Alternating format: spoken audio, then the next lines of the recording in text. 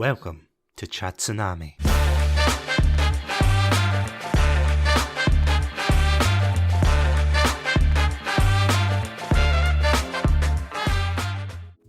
I feel like the deck building genre of games is probably one of the few that I am least familiar with. That's not to say that I haven't had my fair share of experiences with them, from The Witcher's iconic Gwent, to my friend and fellow co-host Martin McAllister utterly destroying me in Yu-Gi-Oh! And while there's always been a dedicated following, games such as Balatro have only reinforced the notion that this genre is here to stay. So as I was scrolling through Blue Sky one day, I came across a game that piqued my interest. That of course being today's topic, KreatureKind. Developed by Valiant Game Studio and published alongside Aurora Punks, the game has you plunged into a world where magic is running out due to overconsumption. In an attempt to save magic, you are forced to fight against a variety of fantastical creatures, but maybe not in the way you expect. Maybe it says more about me, but when I hear about a world in danger, overrun with fantasy creatures, my mind drifts to images of knights or heroes bravely adorning themselves in armour and taking up arms to fight. And while I can no doubt blame Skyrim for that one, KreatureKind takes an approach that I was pleasantly surprised at. Set in a modern fantasy hybrid setting, you initially play as dance enthusiast Riley, who sets out on her own journey to convince the world that they should be moderating their use of magic. Over time, you encounter allies who will aid you in your quest, and in turn provide their own strengths to the team. Coupled with a comfy lo-fi soundtrack, you travel the world across the land in search of creatures not to destroy, but instead to bait.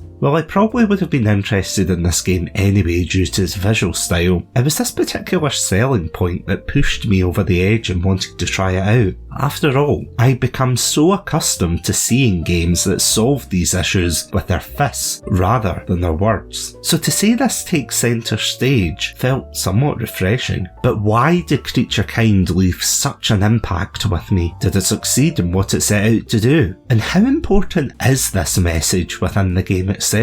Without any further ado, grab your debating notes as we dive into the game. As I said before, the central premise of this game revolves around the world losing its mana, a precious resource that without it will affect their way of life forever. Therefore, a plucky band of activists travel all over the world in order to try and limit their usage for trivial matters. The reasons range from people using magic to try and get dates, to creating the perfect cake. While this of course draws parallels to our own real world issues of sustainability, it is done in such a light-hearted and humorous way, which I think makes the game very approachable. Without it feeling overwhelming, coupled with the soothing lo-fi track, it feels incredibly inclusive. While the designs of your team members are delightfully diverse, I like the fact that the inclusivity extends beyond just the character designs. Gameplay-wise, it is a very easy game to pick up and play, meaning that you won't automatically be overwhelmed.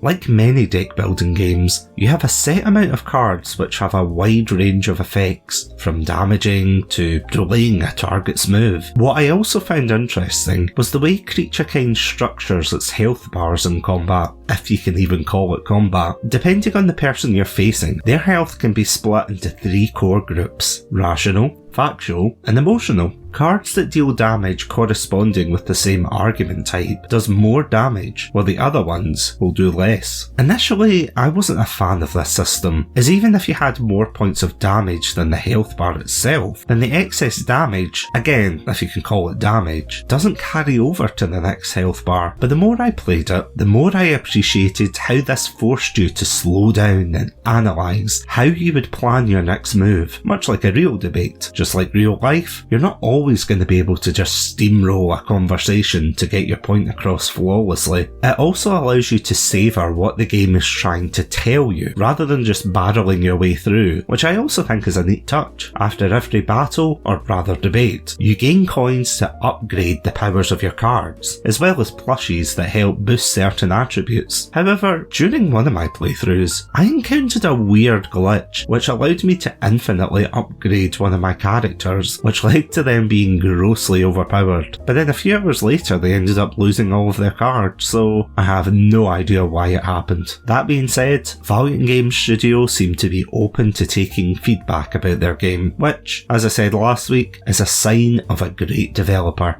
So, should you get KreatureKind? Absolutely. While I can't deny that they have done a stellar job with the game, there may be some who find this repetitive if they decide to rush through and level up as fast as possible. This is a game to kick up your feet, relax to the sound of lo-fi, and make your way through this fantasy world at your own pace, all the while learning a thing or two about the importance of debate. If cozy deck builder games are what you're after, then this has it all. While there are a plethora of similar games that boast violence over words, I greatly admire the developer for choosing this message to go with. Every so often, a game creator will use games like this to promote a positive message. And you know what? It was absolutely worth it. This Friday, I'll of course be talking with the developer and CEO of Valiant Game Studio all about her journey, both with this game and as a developer. So if you want more information on this game as well as Valiant Game Studio, then you will not want to miss that episode. But as always, thank you all so much for listening to this episode. If you would like to listen to more episodes from ourselves, then you can check us out at our website, Chatsunami.com, as well as all good podcast apps. I also want to thank our amazing Pandalorian patrons, Robotic Battle Toaster, Sonia, Ghostie, and Cryptic 1991. Thank you all so much for supporting the show. But if you would like early access to episodes, commentary tracks, as well as a whole plethora of exclusive content, then you can check us out at our Patreon page, patreon.com/Chatsunami. This podcast is of course a member of the Podpack Collective. For more information, check us out at our Twitter/X page, Podpack Collect. But until next time, stay safe, stay awesome, and most importantly, stay hydrated.